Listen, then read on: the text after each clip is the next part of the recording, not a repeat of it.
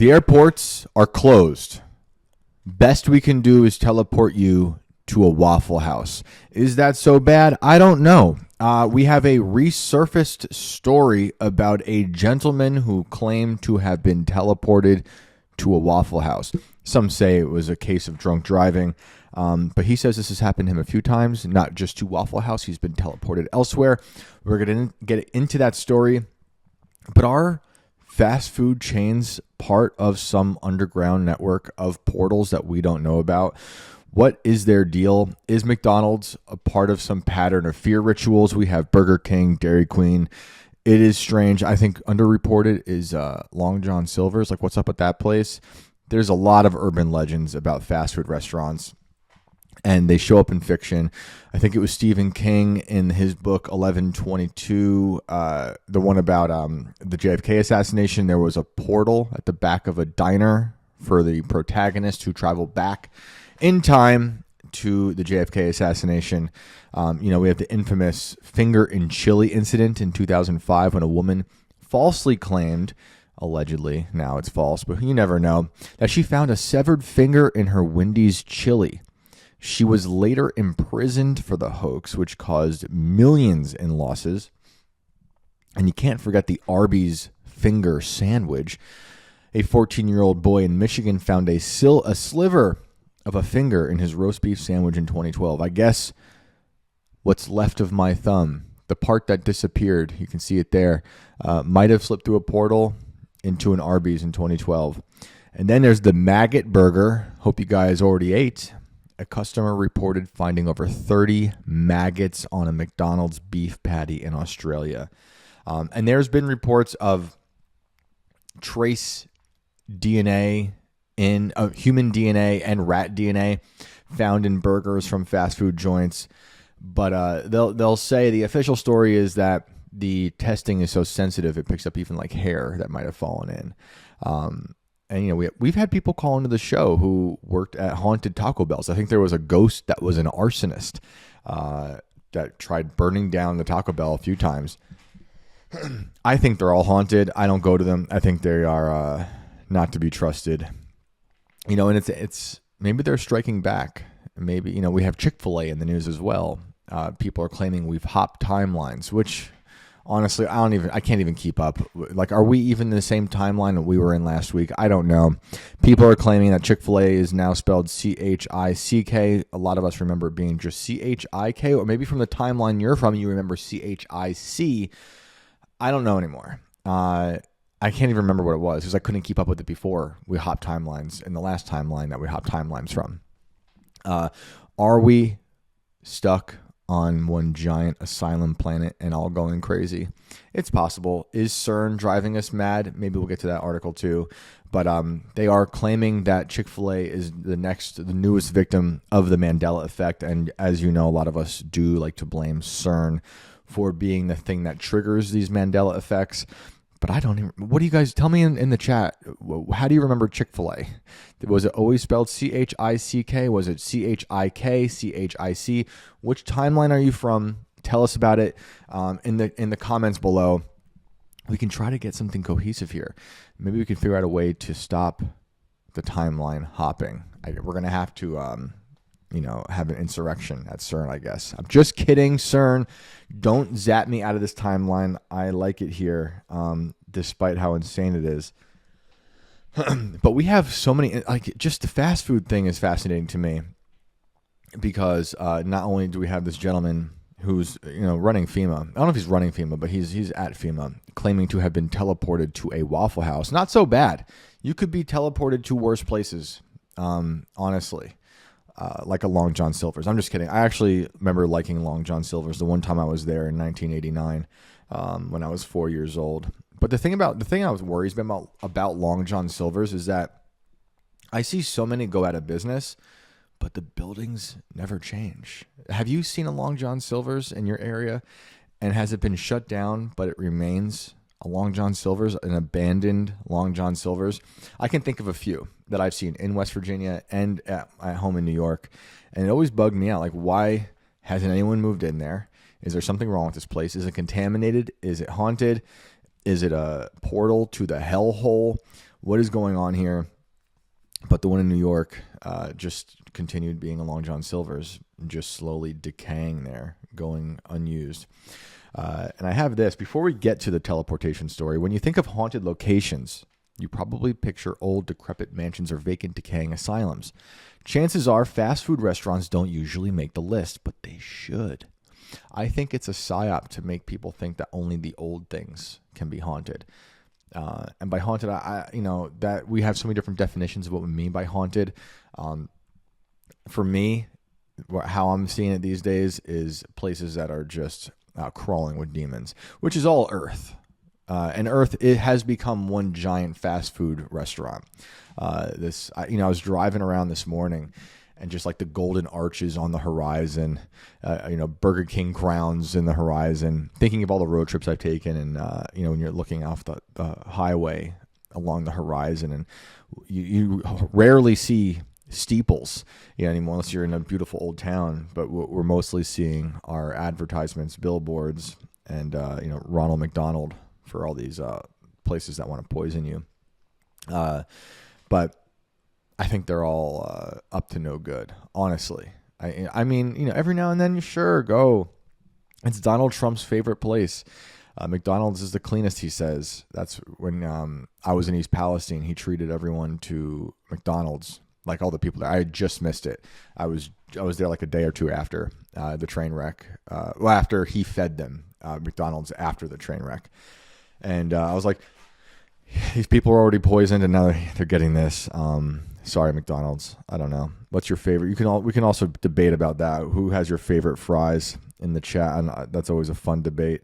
For me, man, I guess I'll keep it simple at McDonald's. I don't trust them. They're portal to hell, and they take part in fear rituals. But I think they have the best fries. But however, after doing some digging, I probably just lost 20 listeners for saying that and not saying like Burger King or I don't know who else has. I don't really eat fast food. I forget what it all even tastes like. However, after doing some digging, we found 15 fast food places that are certified haunted. I'm just going to skip down. We'll go through a few of these before we get to teleportation. But just want to give a foundation of there's something wrong with fast food places. We have McDonald's here in Cuero, Texas. The McDonald's restaurant here in Texas was actually a gas station before its fast food transformation. And sadly, it was at this gas station where multiple tragedies took place. A young boy was accidentally run over by his own mother, and the mechanic, who may or may not have been murdered, his 6-year-old daughter 10 years prior. What? The mechanic was crushed when the garage's car lift malfunctioned. As of 2002, guests and employees of the McDonald's have heard eerie sounds, seen toilets flush themselves, and their walk-in fridge has gone haywire. Have you seen anything strange at your McDonald's? You'll remember that McDonald's was in the news big time because that's where they found Luigi Mangione. I think they found him there because the surveillance state, Palantir's plugged into the digital menu thing we can order, and the camera caught him. But is he even the shooter? Was he MK Ultra? Is he like the Tyler Robinson of that situation? I don't know. We have Pizza Hut, okay, in Center Reach, New York. In 2012, a team from Long Island paranormal investigators checked out the famous haunted Pizza Hut in Center Reach, New York. According to staff, the restaurant is haunted by a man who died either by suicide or murder in the restaurant bathroom back when the place was a Jack-in-the-Box. So just still fast food. That's an oldie. That's an oldie right there. Employees often hear whispering among the stalls, witness pots and pans falling, and experience cold spots throughout the location. This team didn't find anything of note. However, they did report feeling something eerie while investigating the Pizza Hut's bathroom. What does that even mean? What does that even mean? We have a Burger King in West Palm Beach, Florida. Very possible that Jeffrey Epstein went to this one. Or Palm Beach Pete. Have you seen this Palm Beach Pete character? I'm convinced that Palm Beach Pete is just a low-rent version of Jeffrey Epstein doing his version of Dave being Michael Jackson's burn victim friend, who many believe was actually Michael Jackson in a costume. And if you are interested in that and don't know about that story, go look up Dave on Larry King and listen to how Dave talks. Rest in peace, Dave, whoever you are. I do think there is some compelling stories to say that perhaps Michael Jackson was Dave at one point. But I heard from someone who says they knew Dave. So I think it's possible that Michael Jackson could have become Dave in costume, while there was also a real Dave out there. But Palm Beach Pete is a weird thing. That also, the entire story could all be AI. I know I'm skipping around a lot, but we're in West Palm Beach. How could you not talk about Palm Beach Pete? We're talking about West Palm Beach. Burger King. Okay. The Burger King in West Palm Beach, Florida, is supposedly haunted by a mischievous young man who gave a former janitor a literal run for his money. The janitor supposedly chased the young man around the restaurant 2 separate times, trying to get the young man to leave. Both times this chase sequence happened, the young man simply vanished into thin air, being totally creeped out. The janitor ended up quitting. Come on now, man. But other former managers at this location have also seen the ghost, who was clearly there for a good time. And we have a McDonald's in Vancouver, Canada, so you already know it's a problem. In 1986, no, I'm just kidding. I love you guys in Canada. Great things come from Canada. I know I make fun of Canada a lot. Like I was just saying this over the weekend. The war with Canada between the United States and Canada will begin when Trump invades Cuba, and that will prompt Trudeau to admit he is the rightful heir to Cuba, of course. But until that happens, Cuba's got its issues. I mean, Canada, Cuba too. Cuba big time has issues, but Canada is what we're talking about. And they got the MAID program. They've got some crazy stuff. But Norm Macdonald came from Canada, so I can never hate it fully. And Death from Above comes from Canada. They do great things. But still, you're Canada. Sorry. But look, I came from New York. It's a great state, but look at it now. Totally captured. In 1986, McDonald's spent $9 million to build a floating McDonald's restaurant in the waters off Vancouver. Kind of like Peter Thiel's Floating City. Both want to kill you. Although the company intended on having it travel the high seas as a fast food-themed attraction, the yacht was ultimately abandoned and is now a literal shell of its former self. Locals have dubbed it the ghost ship due to its spooky appearance. Technically, no one has experienced paranormal activity within the ship. However, after seeing the pictures of the inside, there's no way you can avoid having an eerie feeling about the place. The next one here, I'm just going to put this down for 1 second, make sure I'm not missing any callers here. The next one is a Subway. And Subway, that one's already got a lot of issues. I mean, we don't even bring up Jared. But before it was a fast food restaurant, the Dodgeville, Wisconsin Subway was a Harley-Davidson motorcycle shop during its time as a Harley shop. The owners were involved in a fatal car crash on Friday the 13th of 1984.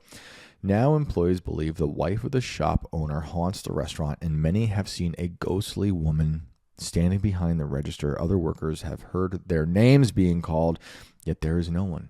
Items have been knocked off shelves, and the door buzzer goes off when no one is around. We do have a caller, and I'm going to bring them in just a moment. It is Lord Awesome Sauce returning to the show. But I'm going to do another one or two of these fast food urban legends, perhaps, or the caller who called in, this is very early on to the call-in portion of the show. I just heard a crazy noise, and now I'm wondering if my doomsday bunker's haunted. But they were saying very similar things, pots and pans falling, weird sounds, cold spots. That ghost, or whatever it was trying to burn down that Taco Bell. So we have this another Pizza Hut in Glendale, Arizona. A 2009 Dark Haunts post details the supposed hauntings that plague a Pizza Hut in Glendale. The post notes that guests at this location reportedly hear phantom baby cries and disembodied children's voices. In 2014, a former manager commented on another Glendale Pizza Hut post, stating she believed the place is definitely haunted, writing that the Fawcett's had a mind of their own and her employees had seen a little ghost girl playing under tables on multiple occasions. And in 2018, yet another former employee wrote he often saw items flying off shelves and thought the building used to be a mortuary way back when. I guess that's something you could probably look up. All right, we'll do this last one before we get to a caller, and then we'll come back and talk about teleportation to Waffle House.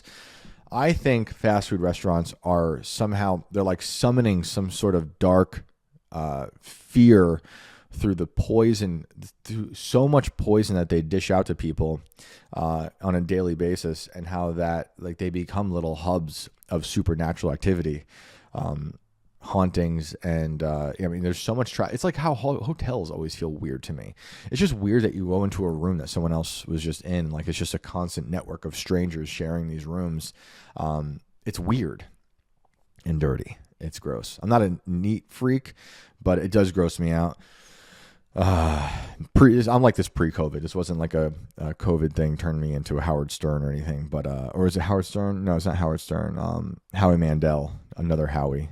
In the 1970s, McDonald's set up shop in Lewiston's historic Frontier House. Now, where are we again? I don't know if I said where we were. Oh, Lewiston, New York. Shout out New York. It's one of the oldest structures in the area. Unbeknownst to the fast food chain, the Frontier House has been haunted by William Morgan since 1826. William died mysteriously after a run-in with the local Freemasons, and some say Morgan sticks around, last name Mr. Morgan, around in the Frontier House because the building was a Masonic temple during his day until the McDonald's closing in 2004. Mr. William Morgan reportedly spooked employees by manifesting in the storage pantry. All right, before I get to Lord Awesome Sauce here, that just reminded me of the time I was on tour with my old band, and we played it wasn't a Mason, Oddfellows Lodge in, I think we're in Burlington, Vermont, or somewhere near it. Pat, if you're out there listening, you'll correct me. I think you were on that tour with us. I think it must have been Pat playing drums. But anyway, we played a show. It was awesome, really fun show, and we left in our little minivan. We were heading south. We were supposed to then go to New York and then Virginia, and then we were gonna like beeline it to Texas, and then up to like wherever, I forget. Anyway, when we got to Whitehall, New York, so it wasn't that far away from Vermont, to Whitehall, New York, I'll never forget it. The van started smoking, and it didn't explode, but it did catch fire. And we were on tour with another band. They were called Sharks or something. That was my friend Max sang in that band, and that was they were a fun band. But we were stranded in Whitehall, New York, and I'll never forget, to go back to what happened at the show, that I believe why, at the time, I believed why our van caught fire was because when we were poking around the walls at this Oddfellows place, we found a little like trap door, and I was like, oh, let's open this up. And this is back in my mischievous days, and just always getting into trouble. Popped open this little trap door in the wall, and so those of you who know about Oddfellows, you would probably know where this is going. But out popped a skeleton in a in a casket, and he's like horizontal in the wall. If like this is the wall, it was down here. Opened it up, and we can pull out the skeleton in the casket with a glass case. Talking about glass casket, the band last week or two ago, whenever that was. But I think that's how it looked. It was a glass casket.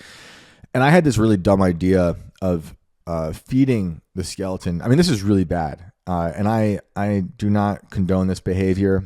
I was still in college, and just stupid. But I was like, I think this skeleton needs some Fosters. I'm drinking Fosters. It was the biggest thing I could drink at the time. I wasn't finding 40s Voldy, which is what we were raised on.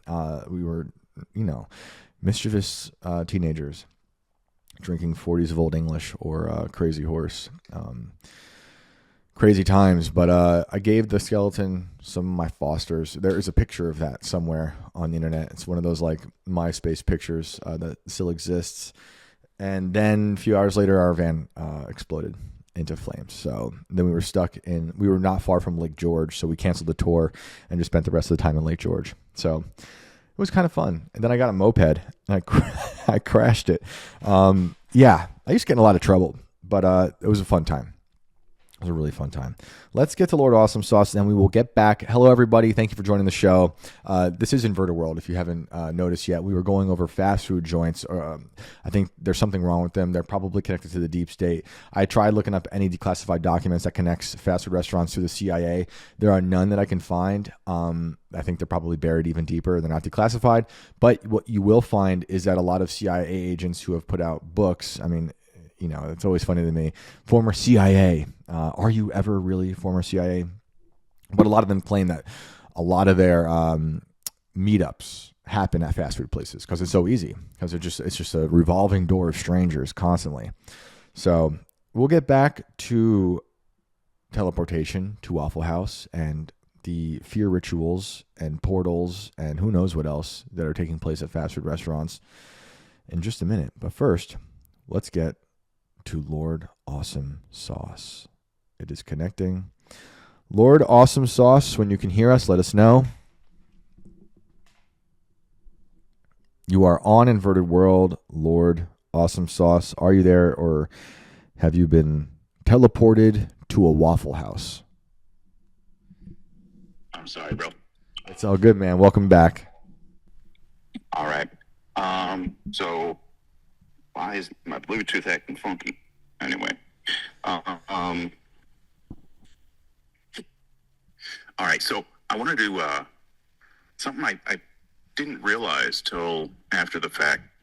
The last time I called in, that morning and the day before, I believe I experienced what I can only say was time slips.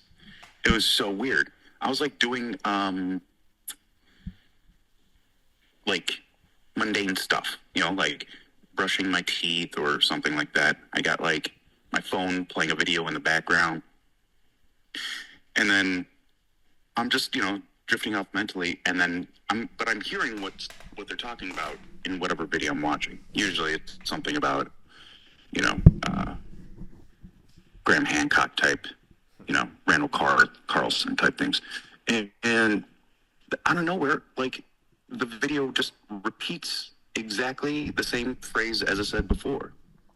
And then I also experienced this driving home from work the day prior to that, where I'm just like watching. I didn't rewind the video. Well, the second odd thing was that 30-second thing. The first time it happened, I was stuck behind a funeral procession. And we were right outside a cemetery. So maybe that was a little weird. Yep. But yeah, it was real weird. It was just like the video just repeated. It's like it went back and grabbed that last 30 seconds and just said the exact, like as if I controlled the phone to do that. It was so weird. Has that ever happened to you before? No. Nothing. Yeah. I mean, not that I noticed. Right. Yeah, I've had that happen with the phone too, and sometimes I'm like, it does feel like I slipped through time. Other times I'm like, I don't know, did the phone malfunction or something? But I've had that a few times. It actually happened to me recently, within the last week. I'm like, I was listening to something long. You know, I've been on this long Rome kick, and I was in the Peloponnesian Wars and ancient Greece, and so it was a long, like 3-hour slog through some podcast about history. And I was like, wait, I listened to this already. And I'm like, how did I even get back here? But yeah, a lot of people have been experiencing this more lately, I feel like. And I don't know if you listened to the show we had a while back. We had a few callers in a row who all had missing time stories, and they're really bizarre. And like, you know, they had people, some of them had people around them who were like, we don't know where they went. They wound up in other towns. They missed like hours. Some of them missed hours. Some of them missed days. And that is kind of what we're going to talk about. You know, I just went through some stories about haunted stories at fast food restaurants, gearing up to get into this story about the teleportation to a Waffle House. And this guy has this, you know, he works at FEMA, saying, he said that back in January on some podcast that he somehow missed like a few hours and wound up, you know, really far away from where he thought he was. And some people are like, well, you're just a drunk or something. But you know, I don't know, you know, who knows? But people, you know, I have a story pulled up I might get to later about CERN. And, you know, I like to blame CERN. If it was a missing time story, or you're slipping through time, you know, what do you contribute it to? I'm sorry, you broke up. Oh, I was if you do think you slipped through time somehow, you lost time. What do you contribute it to? That's the weird thing. I don't know. Maybe I saw like maybe it's the Schumann resonance of the Earth is going nuts. I don't know if that has anything to do with the war, cosmic alignments, anything like that. It was bizarre because I had to question myself. I was just like, wait, why did my phone jump back 30 seconds? And then I'm like, wait, how the hell would that? I didn't even touch my phone.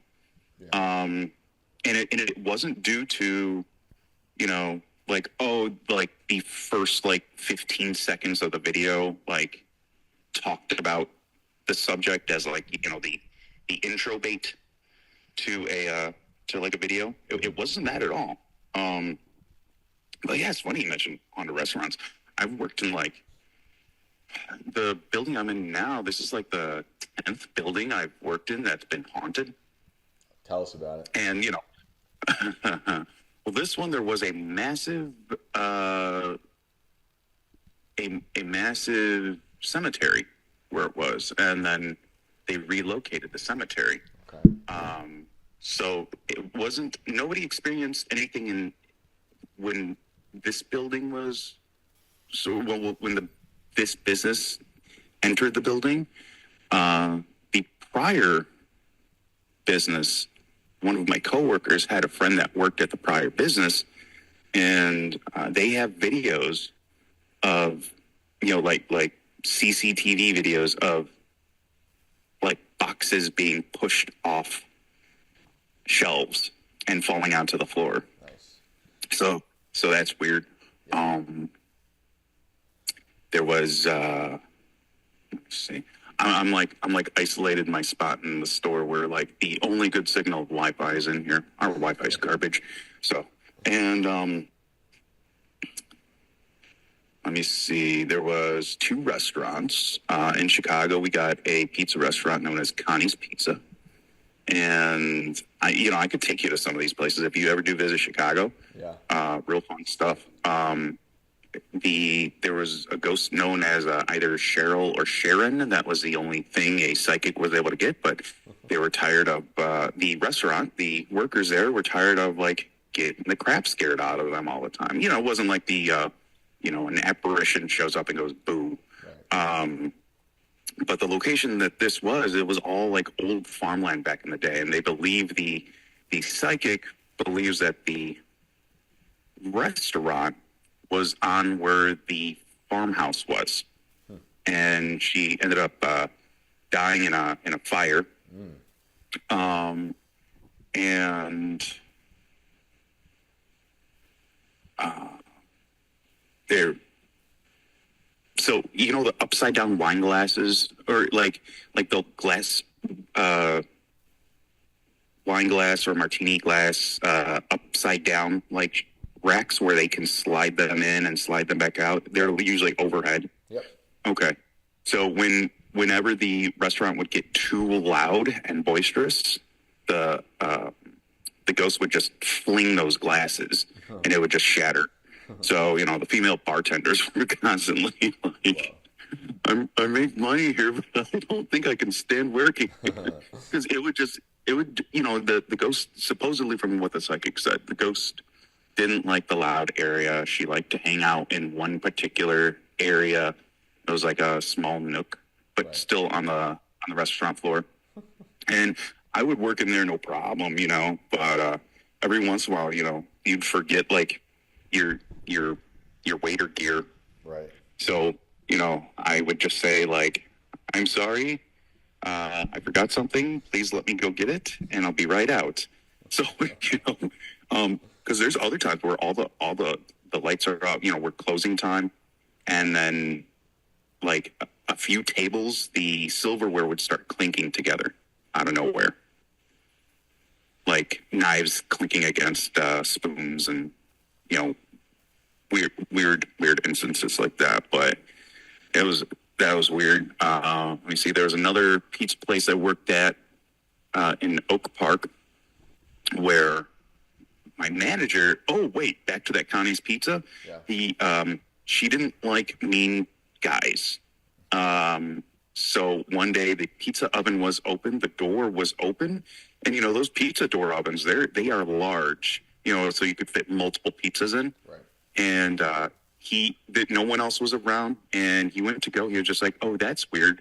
This oven is left on, and the door is open." He started walking towards it to turn it off and close it, and then someone shoved him almost into the pizza oven. Whoa. And we believe it was the ghost, but as far as I know, usually the things that have the power to shove things like that are usually darker entities. Right. And back in the Victorian times in the United States,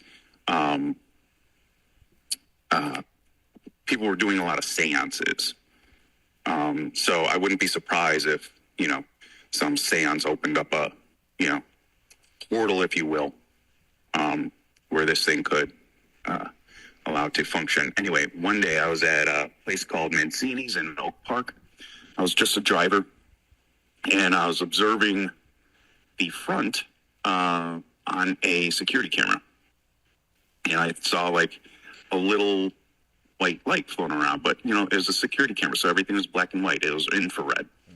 And I'm just like, maybe that's a bumblebee or something, because it was a bizarre light.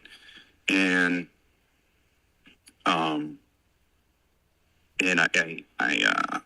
I just saw it floating around people's heads, and I was just like, what is going on? And I looked, and I was just like, I got up away from the security camera, walked towards the front, and I didn't see any bug flying around. I asked the cook, because they had a little cutout window where the cook can put it on the shelf, so the hostesses can grab the food and bring it to the people. Yep. Small little joint. And I asked the cook, I'm just like, there's this thing flying around your head. Did you see it? He's just like, no, man, there was nothing here. I was just like, no way. So I told my manager, I rewound the footage and told my manager, and he was just like, oh, that's cool. So he copied the tape, never knew what he did with it. Oh, weird. That's too bad. And then he was counting. Then he told me about one time he was counting money at the end of the night, and it was just him all by himself. Because, I would feel weird energy, something doesn't feel right type of stuff. Right. And he heard a voice right behind him growled in his ear, saying "Get out!" And so he just left all the money there and got the fuck out of there. I will listen. Yeah, great. And so nobody ever nobody was in a room by themselves inside the restaurant, because there would be weird stuff. And then the weird thing is, the owner, he was having personality lapses and memory lapses.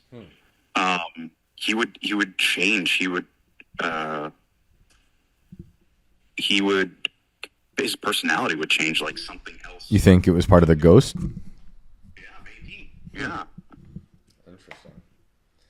Getting possessed? Yeah, like a partial possession. And then he would then, because he went then for, he would snap out of it, and he was just like, wait, what was I doing? Why am I holding this? And things like that. So he went and got medically checked out, and he came back fine. So yeah, I believe it was, yeah. Wow. Well, that's awesome. That's perfect stories for today's episode. My goodness, that worked out well. Was it you whose birthday was yesterday? Yes, it was. Happy birthday. Thank you. I appreciate it. Oh, and I believe, and I had to use Grok to kind of find out. I went through the history. I believe the first National Donald Day, there was a few Donalds born on that March 22nd, but I believe it's connected to this guy who was a car salesman in England. He eventually got knighted and became a lord. So his name was Lord Donald Stokes or something. Okay. And I think that's where it might have started.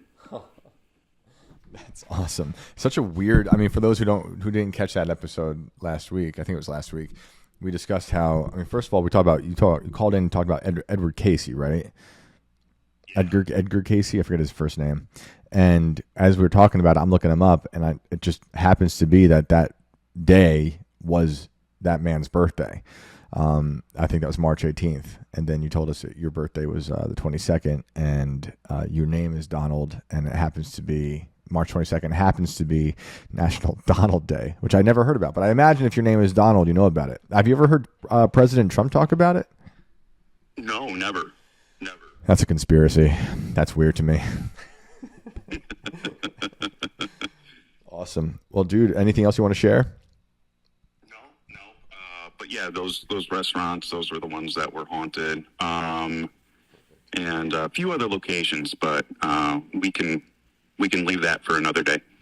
Perfect. Always a pleasure to hear from you, man. I'm going to get back into this crazy story about teleporting to Waffle House, and we'll talk again soon, dude. Have a good one. All right, bye. Later. Amazing. All right.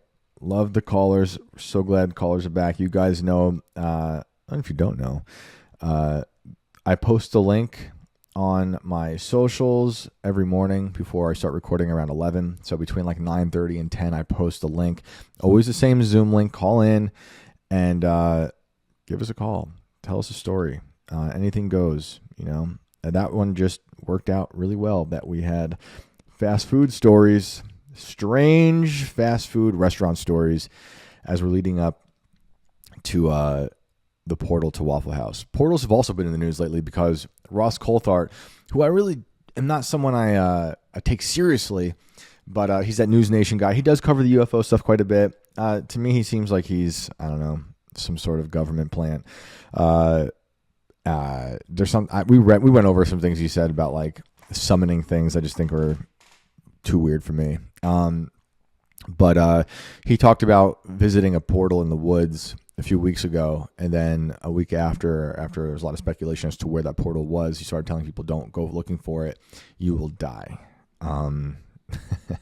I've been talking about portals, interested in the whole idea of them since the beginning of Inverted World. Even the very first iteration of it was one of our first stories that I wrote, where I spoke to the woman who claims to have seen a portal that was opened and a beast brought through, a dog man type character.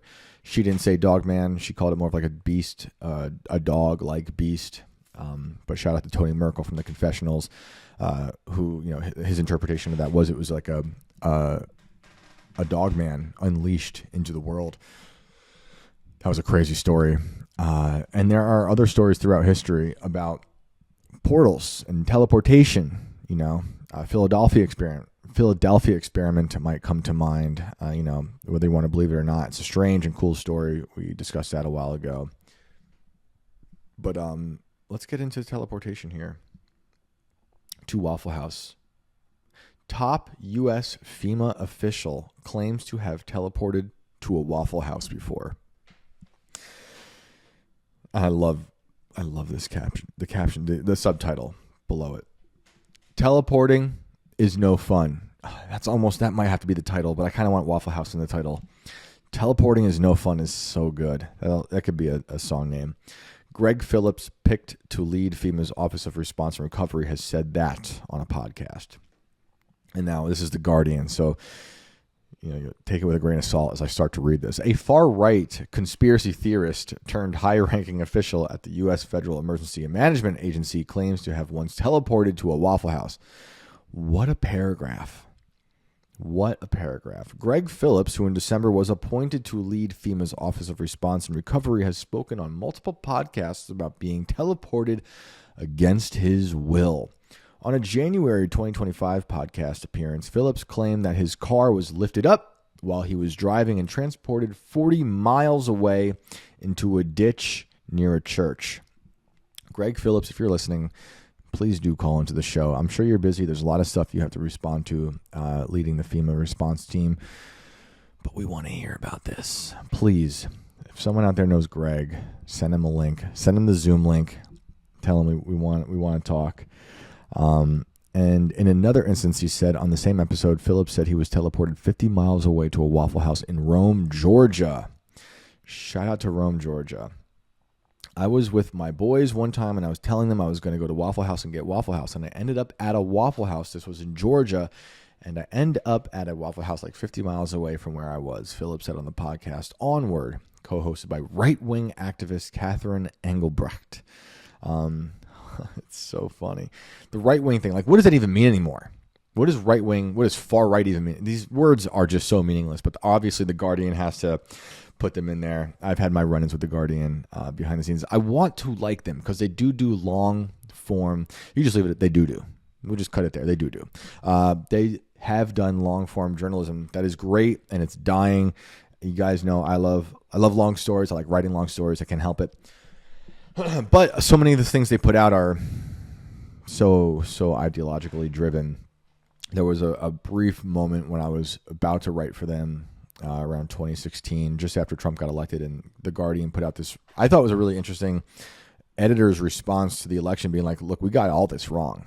And I was, it's very surprising for the Guardian to say anything or say anything like the Guardian. And they're like, we got this wrong. We totally didn't even see this large group of people that is, to them, they said this diverse group of people that were voting for Trump.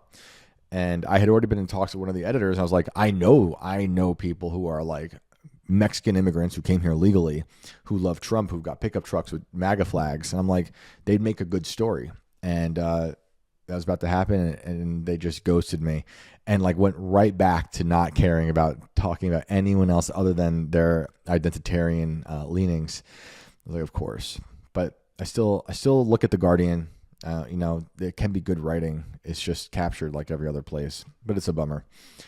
Phillips added, and they said, where are you? And I said, a Waffle House. This is him talking to his kids while he's telling the story on a podcast. A Waffle House where? They asked. And I said, Waffle House in Rome, Georgia. And they said, that's not possible. You just left here a moment ago. But it was possible. It was real. But Phillips did warn about the dangers of teleportation. What a transition right there. Back to my favorite sentence. Teleporting is no fun, he said. You know it's happening, but you can't do anything about it. And so you just go. You just go with the ride. And wow, what just an incredible adventure it all was. So what is this, Bill and Ted? Excellent. Is it bogus? Waffle House is, for those who don't know, this is the Guardian having to tell their audience what it is. Waffle House is an iconic U.S. diner chain for being open 24 hours a day, 365 days a year. Craig Fugate, who led FEMA under Barack Obama, once said that Waffle House can provide insight into the level of seriousness of disasters. That's a good insight, honestly. If you get there and the Waffle House is closed, he said, that's really bad. That's where you go to work. That's a good bit of writing right there. They took something and from FEMA and were able to connect it with Waffle House.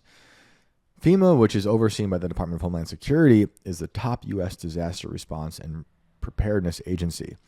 As the director of FEMA's Office of Response and Recovery, the largest of the agency's divisions, Phillips is tasked with making recommendations on whether federal disaster declarations are and aid are needed.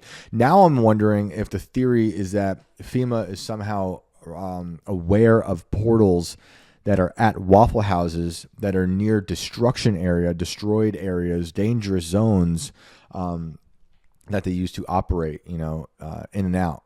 Maybe something comes out of those portals that causes destruction. Maybe it's a way to flee destructive sites. I don't know. What I do know is that Waffle House is pretty cool. I do like Waffle House. I know you just got done saying you don't eat this poison shit. You don't eat this poison. I don't go there often, but I do enjoy Waffle House. And every now and then a Cracker Barrel. I just get eggs over easy. But, we're so used to getting eggs from chickens that I know. And when you see eggs from like a supermarket or from a store, typically they just look and taste completely different. We've been drinking raw milk for 10 years. And 10 years. That's crazy. Almost 10 years. There'll be 10 years this summer. I remember that because my our oldest, about to turn 10, and we started drinking it around right after he was born. On other podcast appearances, Phillips suggested that both COVID-19 and the vaccine for it were designed to kill people. Oh my goodness. He must be a conspiracy theorist. We've been getting report after report claiming this to be the case now. So how is he a conspiracy theorist for being right? How is Fauci still I'm going to put it nicely. How is Fauci not in jail? How is he still free? And also claimed that the Department of Homeland Security officials were planning the next assassination attempt of Donald Trump after a failed attempt on the U.S. president's life in 2024. This guy's got to be a guest on the show. I'm going to reach out. I got to find Greg Phillips. FEMA told CNN that inquiries about Phillips' statements were so silly it's barely worth acknowledging. DHS, FEMA, and Mr. Phillips are focused on the critical mission of emergency management and ensuring the safety of American people as they travel through portals to Waffle House. I might have added that last part.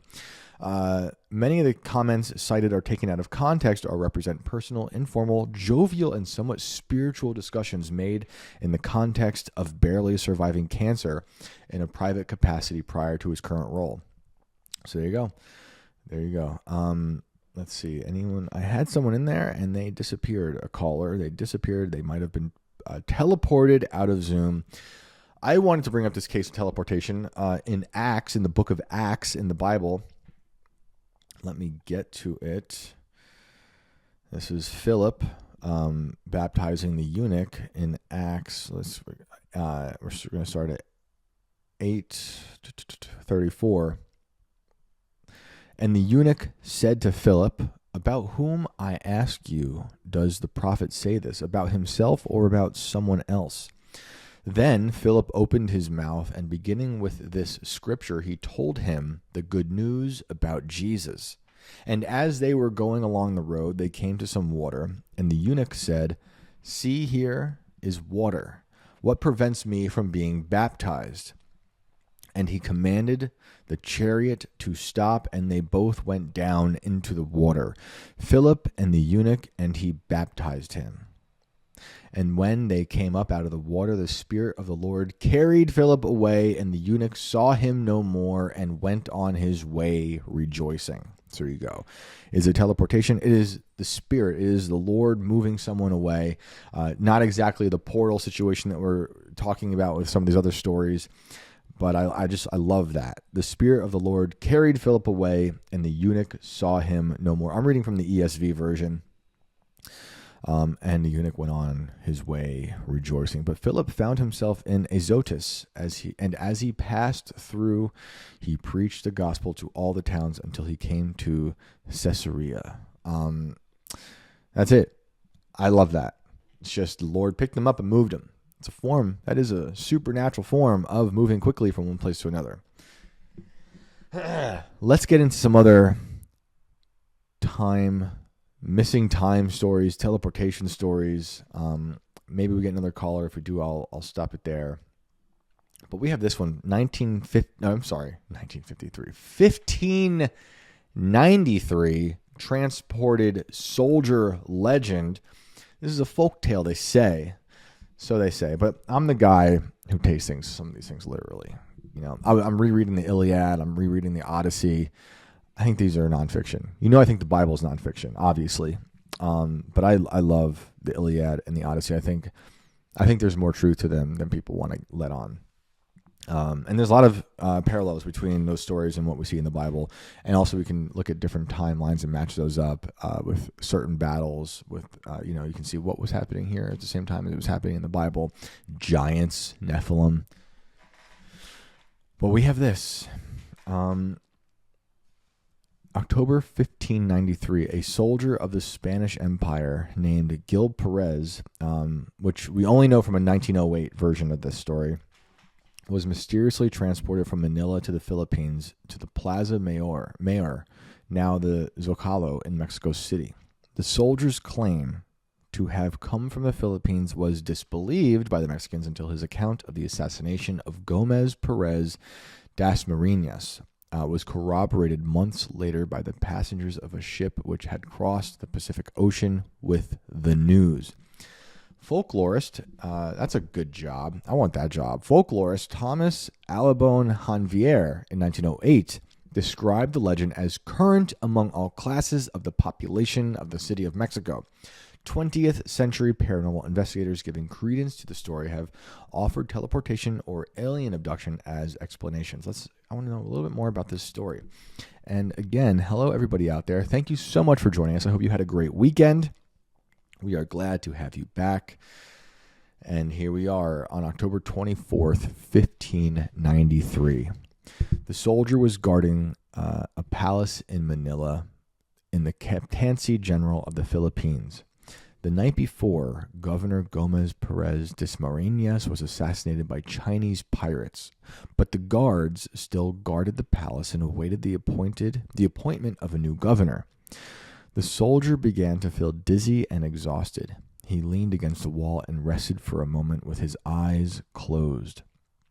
When he opened his eyes, a few seconds later, he found himself in Mexico City, in the Viceroyalty of New Spain, thousands of kilometers across the ocean. Some guards found him in the wrong uniform and began to question who he was. The news of the assassination of the governor of the Philippines was still unknown to the people in Mexico City. The transported soldier was reportedly wearing the palace guard's uniform in Manila and knew of his death.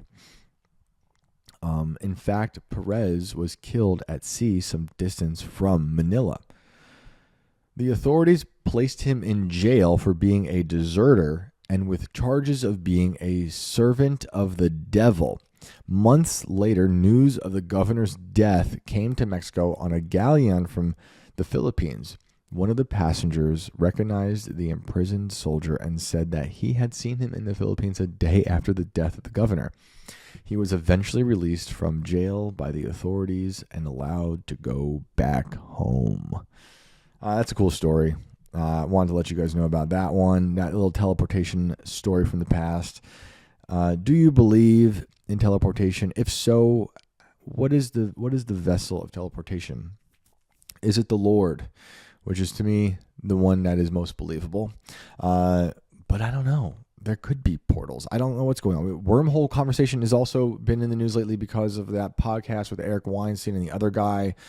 I'm forgetting his name. But the great Twitter follow out there, Tupacabra, who is like the only person making AI stuff that I do find compelling, AI videos. He's been making like these adventures of Eric Weinstein and that gentleman with the mustache going through wormholes through time. It's hilarious. It's amazing. Shout out to Chupacabra. But this stuff is in the news. It's like, seeing all these meteors as we're coming upon alleged UFO disclosure. You see they're kind of walking back that now, like Anna Paulina Luna and all them. They're like, you're not going to be, it's not going to be mind-blowing. They're not going to give you answers, but it's going to be something. At first it was like, we're going to give you everything. We're the most transparent government in history. And now it's like they're preparing you for nothing, like it always is, which is why I don't really give it much credence. I want to see it.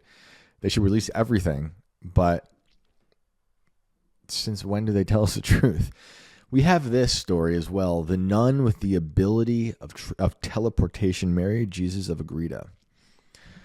So this lady, Maria of Agreda, was born in 1602 in Agreda, Spain, under the name Maria Coronel y de Arana. From a very early age, she grew up deeply religious, as she belonged to a noble family which had close ties with Franciscan monks from the San Julian monastery located near the city. Sorry for my pronunciations, you guys know. My phonics should be here any day now. If only I paid the extra cost for the teleportation delivery. As a child, she began to display rather strange behavior and abilities. Not only was she exceptionally mature and rational for her young age, she also showed remarkable selfless compassion for others. Her mother claimed that she had certain superpowers. She heard voices and spoke with invisible friends. She's just like us, okay? The girl also had powerful visions in which God taught her about the sinfulness of the world. Her mother obviously also had some abilities. Okay, this is from timefordisclosure.com, just if you're wondering why it says obviously in this article. Since one day she experienced a powerful vision in which a divine voice ordered her whole family to surrender to the church and give all their money and property to the poor, and turn her castle into a monastery, which is now known as the Franciscan Monastery of the Immaculate Conception of Agreda. Looks amazing. The family truly believed that that this was a message from God, and because it was so compelling, they felt they had no choice but to obey. The sudden change of fortune made young Mary join the nuns of the monastery, adopting the new name Mary Jesus of Agreda, and agreeing to remain within the walls of the monastery until the end of her days, living a pious and chaste manner in prayer. And so she continued to live for several years until one day she knelt in prayer in the chapel, which she did most of the day and which in itself was not unusual. But this day was different. Her face suddenly turned pale and she passed out. There was one beggar in the chapel at that moment, and he claimed that when Mary fell to the floor, a bright blue haze enveloped her. And then the nun's body began to rise into the air and soared to a height of about 1 meter above the floor. When Maria came to, she did not remember this, but the beggar assured her that he really saw her levitate. After this mystical experience, her mysterious visions became more intense, and she reportedly would often go into a trance for several hours a day. When asked what she saw during these trances, Maria claimed that she was carried away by angels and God to a distant land where people with bronze skin lived who had primitive weapons. She was told by God that these people are called the Humano Indians in New Spain, which is present-day Texas and New Mexico, and that she was commissioned to spread the word of God among them in order to convert them to Christianity. That's a pretty cool story then. If she is claiming to teleport to another place, another time, or at least another group of people. I'm trying to go back here and see if she teleported to a different time. Just a distant land, it says, where there were primitive people. So she's just teleporting, not through time, so far as I can tell here in this story, teleporting to a different place. She claimed that during these visions, she actually transported to the New World, and she clearly communicated with these Indians, which caused surprise to everyone who heard this, not only because it was at a distance of a huge ocean from Spain, but also because many eyewitnesses assured that Mary never left the monastery and, as a rule, was in her room during these trances. Nevertheless, she gave incredibly detailed accounts of what she saw and experienced during these mysterious flights. Flights is in quotes, that's what she was referring to them as. In about 10 years, according to Mary, she made about 500 spiritual visits to the Indians, sometimes making 2 to 3 flights a day. And stories of these miracles spread throughout Spain more and more. Initially, representatives of the Catholic Church accepted all this with great skepticism, including calling it complete nonsense. But when the missionaries of the New World gave their testimony, and then the Indians of New Spain themselves. That's interesting. For example, in 1622, a New World missionary named Father Alonso de Benavides wrote a letter to Pope Urban and King Philip of Spain, claiming that some of their Christian missionaries had already actively converted the Humano Indians before he arrived there. You have to wonder if this guy, Father Alonso, knew about it, and then went there and was trying to reverse engineer evidence of her doing that. I don't think it's going to say that here, or if there's any connection there, something I have to do a deeper dive on, but it's a possibility. Can't help but think it. But that's wild. When these Indians were asked how they learned about Christianity, they said that they were told about it by a lady in blue with a European appearance who also allegedly could heal the sick and float in the air. This mysterious woman also presented them with a crucifix and a bowl that looked very similar to those used at the monastery of Mary Jesus. When the Humano Indians were shown a picture of the elderly abbess of the Franciscan monastery, Louise Carrion, they immediately declared that the lady in blue dressed exactly like this woman, but was much larger than her. Later, they gave a detailed description of the appearance of the mysterious lady in blue, and this coincided with the appearance of Mary. That is, everything looked as if the mysterious lady in blue was in fact Maria, who flew to them from Spain. Moreover, it turned over that the countless details that Maria Jesus gave about the appearance and lifestyle of the Indians was also completely accurate. How could she know about this? That is true. There's something there. Maybe she read it in a book that somehow existed at that time. It was 1600. There could certainly be people. There are people going over there for a long time before that. So it is always a possibility that some literature made its way back, and they were able to learn about some of these people, or people similar to them. It doesn't have to be that exact tribe. Let's move on to the next story here. All right. This one is Carlos Mirabelli. He also has have you teleported? Has someone out there, have you teleported? Do you think you experienced teleportation or missing time? I love hearing those stories. There's something quite strange about those stories. I don't know if you guys were, how many of you out there were here when we had those phone calls? It was like 3 in a row, and it just randomly happened that way. They all had missing time stories. They, back then it was just the Zoom room. The people were in the Zoom room. Alex brought them in. There was nothing. We didn't think about it. They just clicked on these names, and they all had missing time stories. Pretty interesting. Okay, where is this person? I have Carlos Mirabelli, born in 1889, died in 1951. He was a Brazilian medium credited with phenomena of similar power and frequency to those associated with the DD home. Although he was little known in the English-speaking world, the occurrences were observed by credible witnesses in conditions sufficient to rule out fraud and often in the daylight. This is also, so you know, from Psi Encyclopedia, PSI. So they might have a little confirmation bias when it comes to how they want to present these stories. Because, I don't know. There's magic in the Bible. I don't think we should be toying with that stuff. So it's not to say that I don't believe in this. I think there are dark forces out there, and they can do these things. Think about the magicians and Pharaoh and Moses and the staff and Aaron and what was going on back then. Those magicians just got rebranded and are working at the CIA now.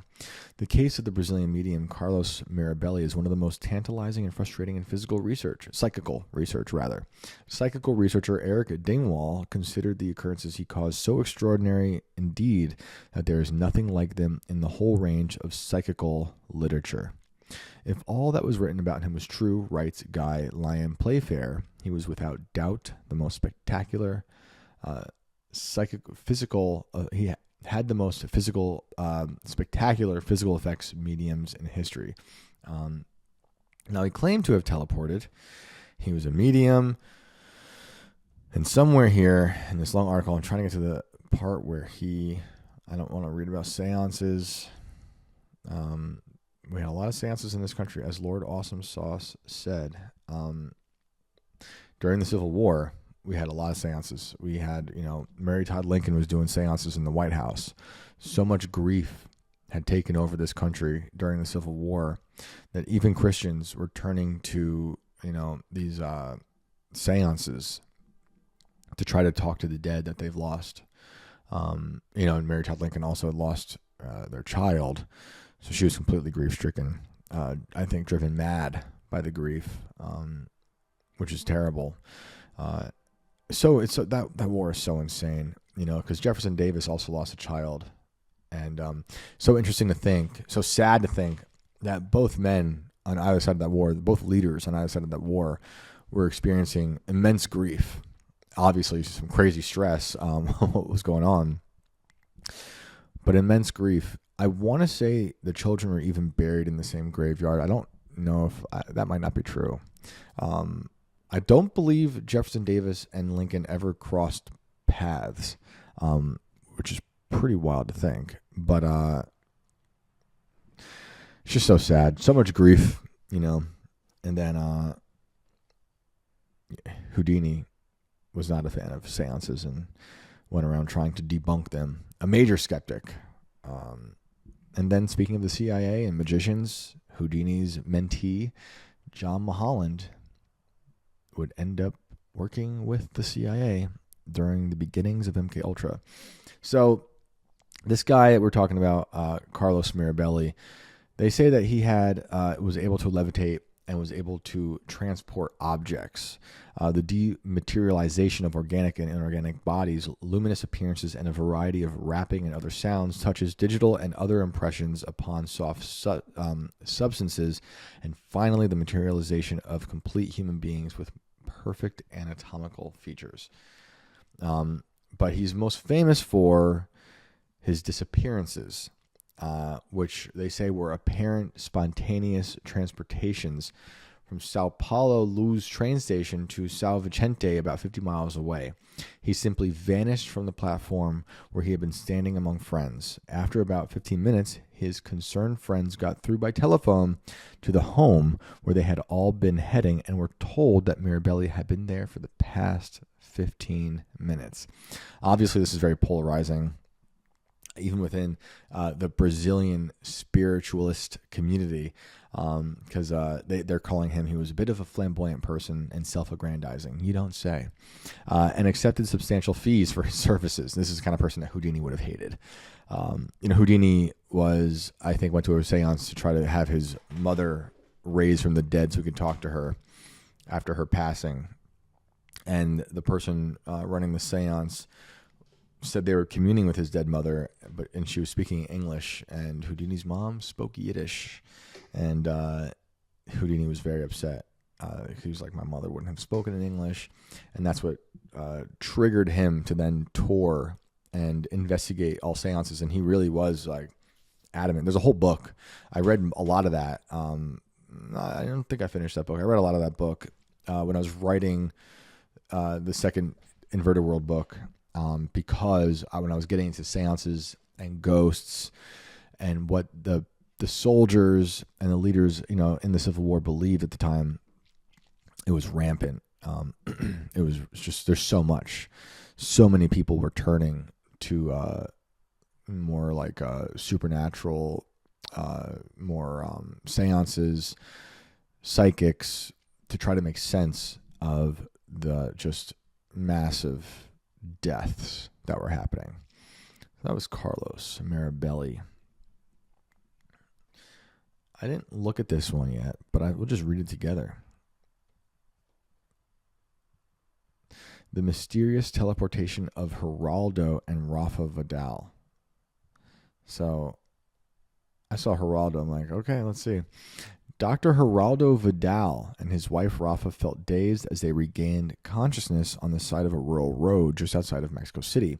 It was early May in the year of 1968. The couple had not remembered pulling off the road for a short nap, and when they shook off their sleep-induced disorientation, they did not know where they were. The road seemed strange, and so was the terrain. There were strange mountains in the distance which looked almost like volcanoes. The countryside was green. It was warm outside, not cold as when they had left their house. The two felt unusually groggy, and both had severe neck pain. Dr. Vidal got out of their got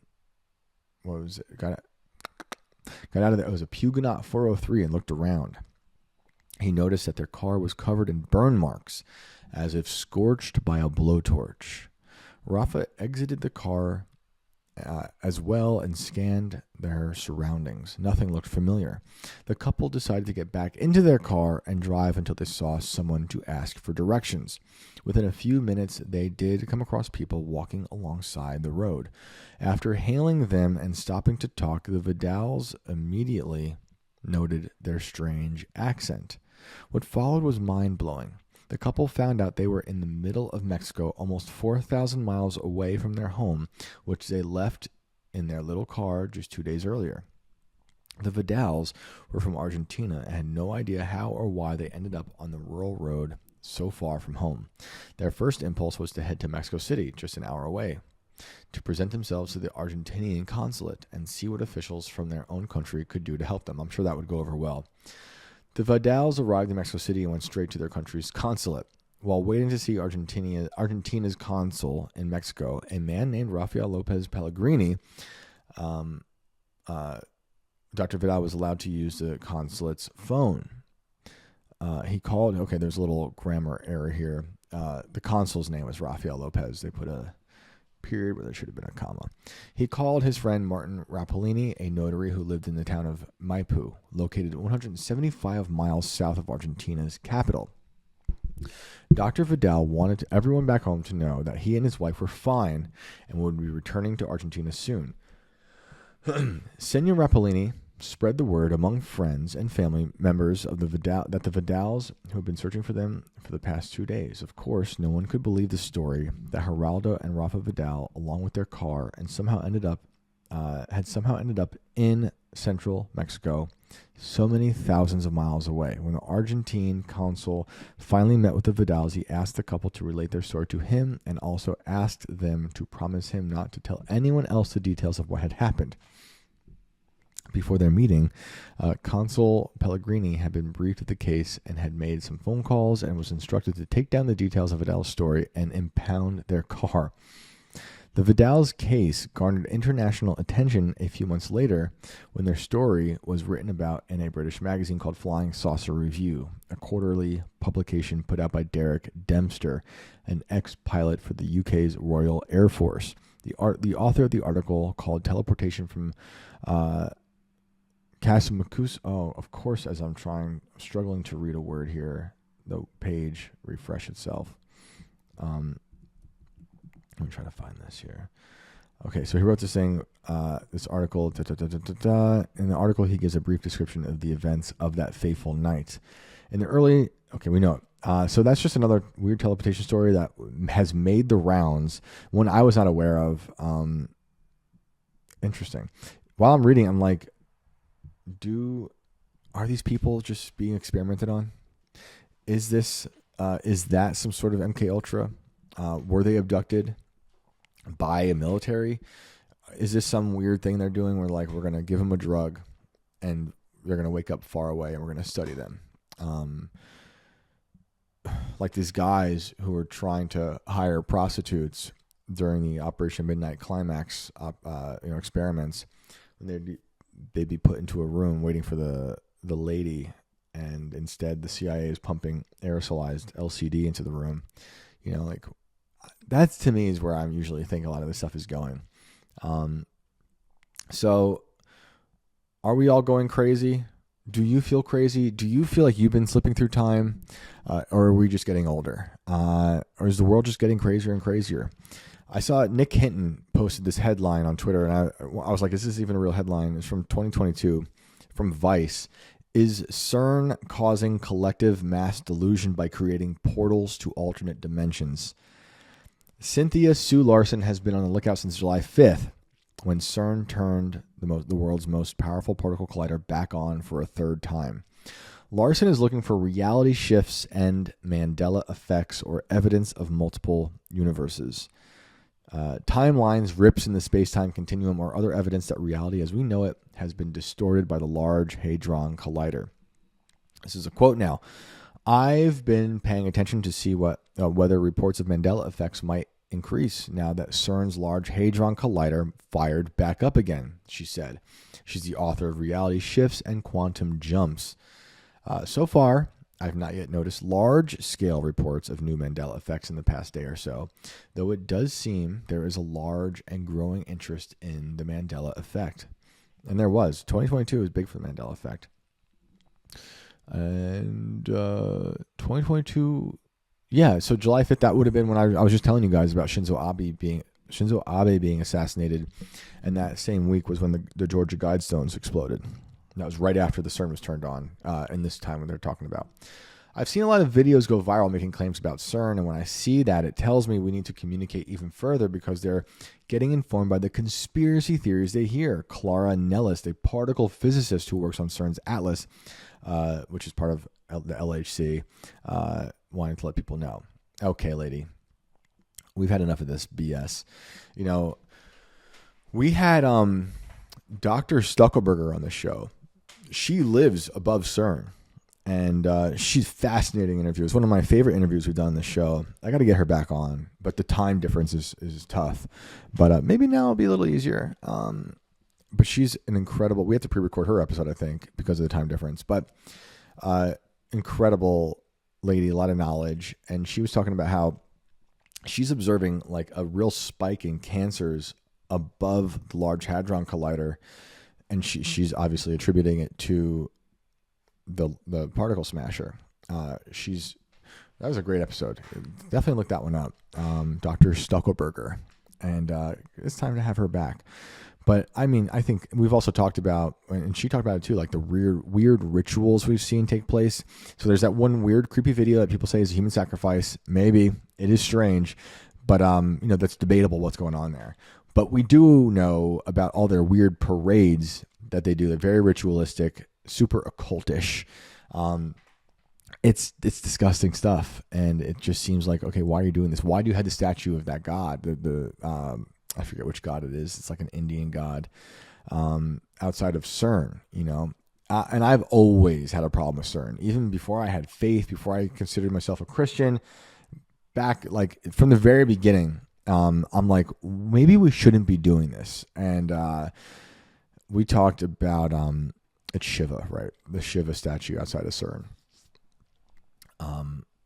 So real quick, before I talk about my history with CERN, the Shiva, the Destroyer statue. Shiva is the cosmic dancer, symbolizes the natural flow of divine energy.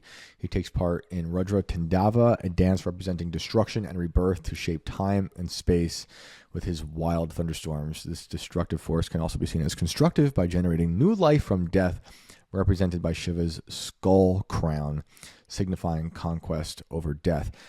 And so like Shiva kind of doing the dance inside of a circle. The circle then obviously must make you think of what CERN looks like. It is a huge circle below ground. And, if you can, that is my old chair. Look, I have very old chairs here. See this? You know how they bend this wood? This is the boil. You have to boil this wood to bend it. And this is back from my furniture moving days. Back when I had to, set this stuff up in a showroom and learning about how to boil wood to bend it to shape that stuff. I love that. Anyway, CERN, the particle collider, they say they found it already, but it was built being like, we're going to find the Higgs boson particle, which is AKA what they call the God particle. And it's basically each time they smash the particle, according to them, it's like trying to do a miniature Big Bang, basically colliding at almost the speed of light, these particles, and they want to observe what the Big Bang was like. So when you read about Shiva the Destroyer and this destruction and rebirth, I don't believe in the Big Bang. Maybe God's creation involves some sort of, Big Bang like a narrative, but I don't know. These people don't think that though. They think, they're looking at this purely science without God, and but they do have Shiva there, so there is something. There's false gods, In my opinion, I think these are all false gods, and the thunderstorm that Shiva is associated with, you could then associate with what the Big Bang, some sort of cosmic thunderstorm, right? So, when the Large Hadron Collider was about to be turned on, there was a big lawsuit from some physicists who were worried about turning it on, and they went to court and they said, if you turn this on, did you hear that? That was a weird one. They said, if you turn this on, you could very well destroy the planet. And if you don't destroy the planet, you could turn it into, and this is their phrase, the sphere of strangeness, which was a way of turning everything into like a stringy soup, a cosmic soup, just shredding everything apart, and then just being like just a cosmic soup of chaos. And this went to court, and obviously they lost. But I always think it was interesting that like this was a major conversation that scientists were having, and it wasn't just like some kooky people. It was like physicists who understand this stuff who were like, this is a bad idea. We shouldn't be meddling with this. And around the same time, not soon after, CERN was featured in one of the Da Vinci Code books. I don't know if it was in the book. I think it was in the movie for sure. I didn't read the books, but I did see that one movie in the theaters, and it was soon after all that CERN talk happened. I don't remember how long after, but at the time I was working at a tattoo shop. I was managing a tattoo shop, and I'm telling everybody there, like, they're gonna eat up all of Earth because because of CERN. Part of the court, the trial was about how everyone on both sides of the lawsuit agreed when we smash particles together that they'll be creating microscopic black holes that fall to the center of Earth. And it was this part then that they disagreed on, because the people defending CERN said these microscopic black holes will dissolve and they'll just go away and they won't pose any threat. But the people suing CERN said no, they'll actually start to collect. They will amass and turn into something, a big black hole that will turn us into a sphere of strangeness or devour us. Are we just stuck in a feedback loop now of microscopic black holes that have been growing and eating us? Is reality itself somehow being sucked into the black holes? Is this causing Mandela effect? I think it's done something to reality. In the way that we talk about geoengineering and the way we talk about how we can affect the sky, block the sun, seed the clouds, I do think there is a real possibility that CERN is having a negative impact on reality. The way that HARP shoots a laser into the magnetosphere, and HARP says no. They told me no, it doesn't do anything to anyone, any animal that might have to use a magnetosphere. I think clearly it does. That's what they told me. The laser is right above us, and it doesn't do anything anywhere else. And I called them because I was worried about the migratory birds that kept falling out of the sky by the hundreds or thousands. And the migratory birds have cryptochromes in their eyes that they say the cryptochromes are how they use the magnetosphere to migrate. And Harp was like, nah, B, we don't do that. I'm like, okay, yeah, that's right. You'll tell me the truth. I believe you. But I do think CERN is impacting reality. It's doing something. And tomorrow maybe we'll get more into how people are even creating meteors, because there's meteor stories happening. More people seeing meteors, more people hearing meteors. But there are actual companies that have been creating meteors. They call it space entertainment for years now. Because I don't think the meteor story is we don't know what's going on there. It's super weird. But is CERN doing something? I don't know. People are thinking that this whole Chick-fil-A thing is strange. Why is it? Why do we think it's spelled differently now? Or were we wrong before? Reality is under attack, I think, in every possible way. Whether it's the way we perceive it, whether it's the news, that they're all lying to us, whether it is something actually affecting reality. Are we all kind of slipping in and out of different timelines? Is CERN just causing us all to go crazy? Is it all up here? Is CERN impacting that, though? Have we been driving ourselves mad? Is that the point of all of this, to make everyone go crazy like it was COVID all over again? That's just one instance, right? There's been mass hysteria throughout the ages, and COVID was certainly one of those things. And it feels like they're trying to ramp us up into an even crazier, larger, more prolonged mass psychosis now with the way they're giving us all this information. Like alien disclosure, allegedly, UFO disclosure, allegedly, all these wars, discombobulate. I mean, that is the word of the year, if you ask me so far. I know it's early, but we're all being discombobulated. It's like they're telling us. And maybe those machines don't exist. I do think they do. We're even hearing 60 Minutes doing full hour reports on Havana syndrome. Conspiracy theorists is in all these articles, even mainstream articles about normal topics. It's like everything is connected to conspiracy now. It feels like they're just trying to discombobulate all of us. And maybe they're doing it with satellites, and maybe they're doing it with targeted lasers into our molars. Or maybe they're just doing it by inundating us with information constantly, making you rethink human history, trying to divorce you from God, taking away the anchor of the Lord from you, if you do have it, and saying you don't know anything, actually, and trying to make you believe in the science. Every day there's a new, we've been here millions of years. We've been here billions of years. The earth is millions of years old. The universe is billions and billions and billions of years old. CERN will tell you the truth, not the Bible. It just seems like there is a concerted effort to discombobulate every single one of us right now. So we have to reject the discombobulation. We can work on that together. Continue to question everything. Read your Bible. I encourage you to.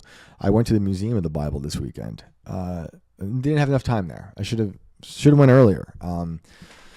It was interesting, I want to go back, but it was interesting to say a prayer inside of that godless city. But it was cool, to see the Dead Sea Scrolls, which are there right now. That was interesting. But you also have to wonder,